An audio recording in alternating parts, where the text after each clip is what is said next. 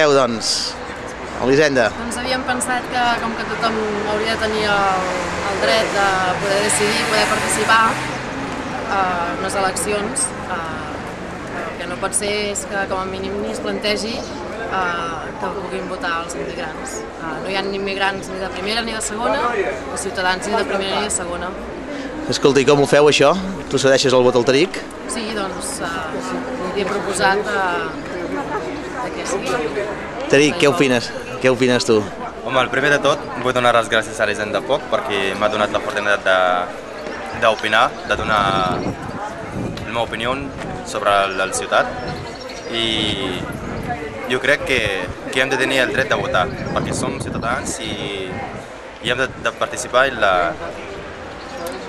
la vida política com ciutadans.